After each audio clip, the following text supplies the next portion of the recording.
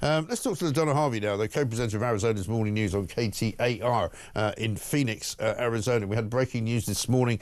Search and rescue still going on in the Potomac River. American Airlines passenger jet with 60 passengers and 4 crew on board has collided this morning, 2 a.m. our time, 9 p.m. their time.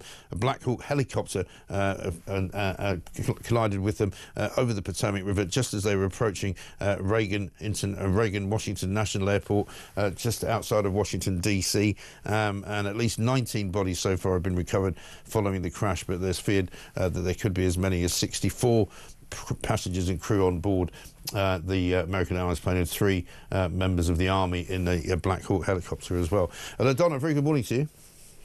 Good morning to you. I mean, it's a terrible story, this. It's hard to imagine how it happened, really. And I know it's way too early to sort of pontificate about that. But a lot of people have asked me this morning, how is it possible that a helicopter like that, a military helicopter, could be as close to a passenger plane in that very, very tight airspace?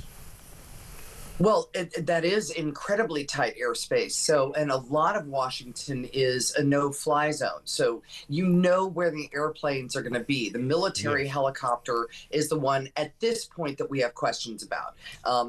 Not really sure, again, because it's so early as to what exactly happened. But the chances of the plane being in the wrong place are pretty slim. So, the eyes right now are on the military and that helicopter to find out, why was it there and how did this happen? Because that airspace is so very controlled. Yeah, exactly right. It's almost inconceivable. You would think that it actually would be an impossibility in some ways, because you'd have the American Airlines plane very much in the control of air traffic control at Reagan National.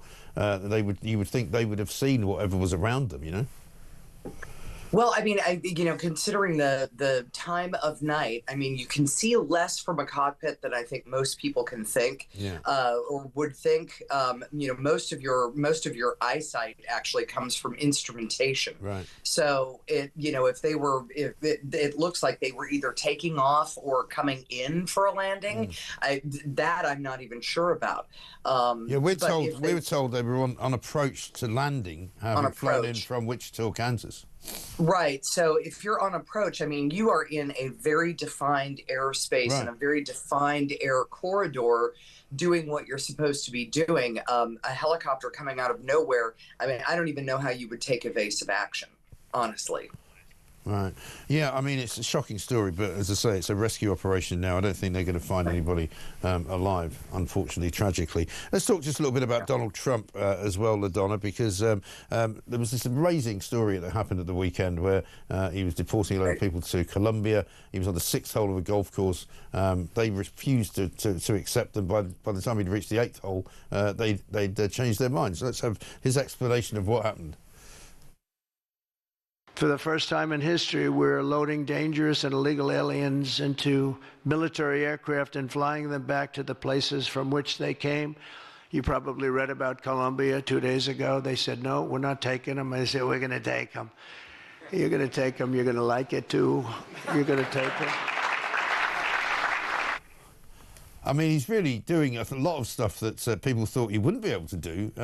Certainly, as far as getting rid of some of the illegal migrants, the criminal ones anyway. Right. He's now talking about sending some of them to Guantanamo Bay.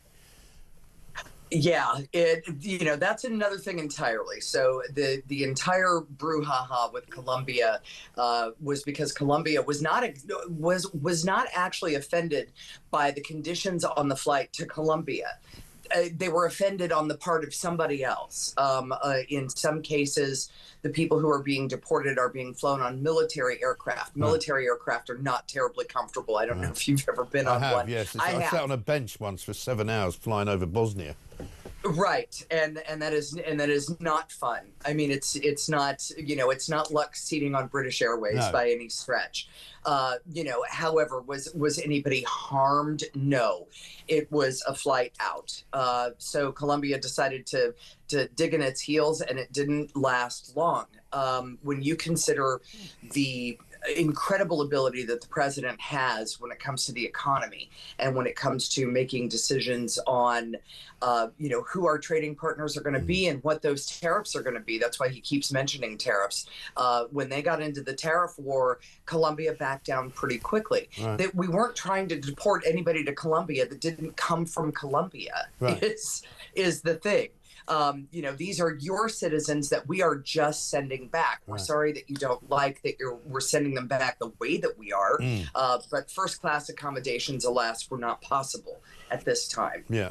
Absolutely right. Ladona, we've got to leave it there because we're up against the time clock, I'm afraid, this morning. But thank you very much indeed. Ladona Harvey, co-presenter of Arizona's Morning News on KTAR in Phoenix, Arizona.